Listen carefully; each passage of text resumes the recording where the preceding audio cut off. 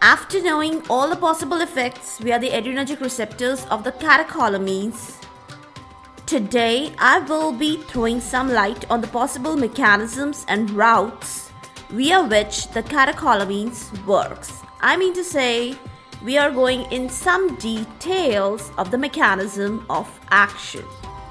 Let's commence. Welcome all to IS Pharmacology Difficult Podcast. I'm your host, Dr. Radhika Vijay, MBBS MD Pharmacology, and this is the audio hub to get the best simplified basic tips, strategies, methods, and lots of ideas to learn better, understand better, and make your concepts crystal clear. If you really find and if there's a question hovering in your minds, is pharmacology difficult? Lend me your ears for a while and let in the magic of knowledge. To begin with, first and foremost, let's dive deep and observe nicely, and let's talk about the alpha action routes and the mechanisms. Now, to be very frank, they are actually not very clearly delineated or demarcated, rather they are quite vague. Now, why am I saying that? Because when we get to know the details, we get to find out that most of the post-junctional, I mean to say, that are present after the synapse, they are the alpha-1 receptors. They work via the activated GQ, capital GQ protein, and that leads to the pathway of the increased or enhanced amount of the IP3 DAG. That is one of the pathways of the mechanisms or the action routes. Now, when this pathway is followed, that is IP3-DAG, then calcium is mobilized from the organs inside the cell. Next step to follow is the myosin light chain kinase, that is capital MLCK. It is activated, the myosin is phosphorylated, and finally, contraction occurs. Now, that is the condition about the post-junctional alpha-1 receptors. What about the pre-junctional alpha-2 receptors? On the other hand, the pre-junctional alpha-2 receptors, they stimulate the capital GI protein. You remember the different subtypes of the G protein? The post-junctional alpha-1 receptors, they are working via the GQ protein, while the pre-junctional alpha-2 receptors, they stimulate the capital GI protein. What happens? Calcium channels, they are abandoned. Yes. The cyclic AMP, it decreases in amount. The calcium levels inside the cells, they also decreases. And what about the transmitter status? The noradrenaline, that is a prominent transmitter, it fades away. As far as particular organ sites are concerned, the best one to choose, firstly, let's talk about the gut. In the gastrointestinal tract, the story is something like this one. When the alpha-2 receptors, they are stimulated, the cholinergic neuron, they are hyperpolarized. Less amount of the transmitter. Which one? The acetylcholine transmitter is less released, and the tone of the gut muscles is also decreased. What about the alpha-1 receptors in the gastrointestinal tract? They are found on the smooth muscle cells.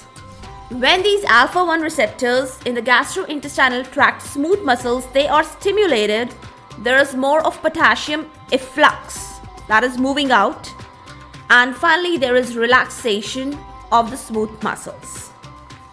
Coming over to the status of the cells in the pancreas. Now, I know you know that there are two types of pancreatic islet cells.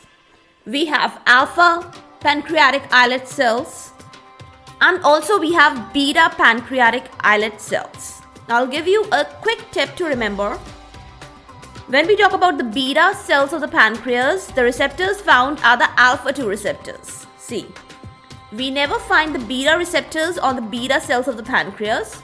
On the beta cells of the pancreas, we are finding the alpha-2 receptors. So that's a quick tip to learn.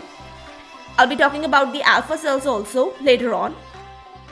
So alpha 2 receptors, they are found in the beta cells of the pancreas. When they are activated, the cyclic AMP, that is the second messenger, the levels of cyclic AMP, they go down, they are decreased.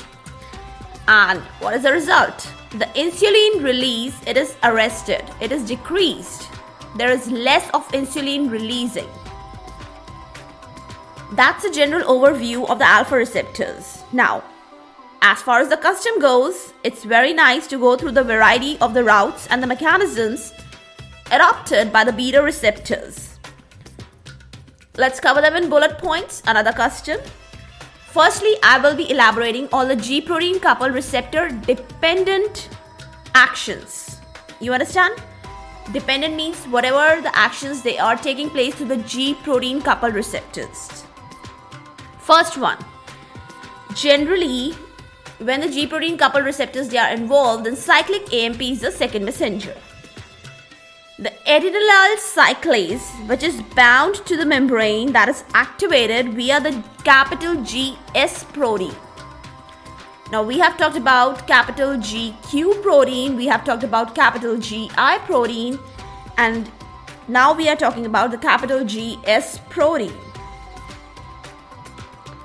When these are activated, cyclic AMP is formed from the adenosine triphosphate, that is capital ADP, and a lot many reactions they are occurring in turn to follow.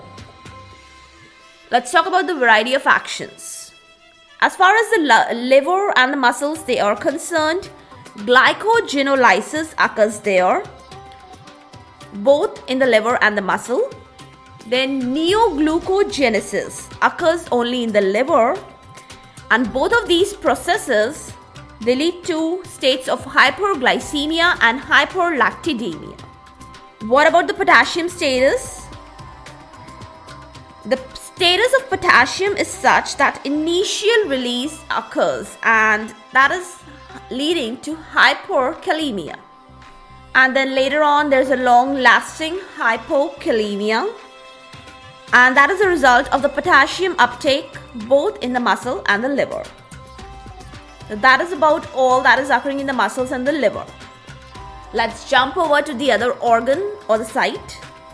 What happens in the adipose tissues? In the fatty tissues, the free fatty acid level that is enhanced. And the receptors involved, they are the beta 3 receptors that are found on the brown fat cells.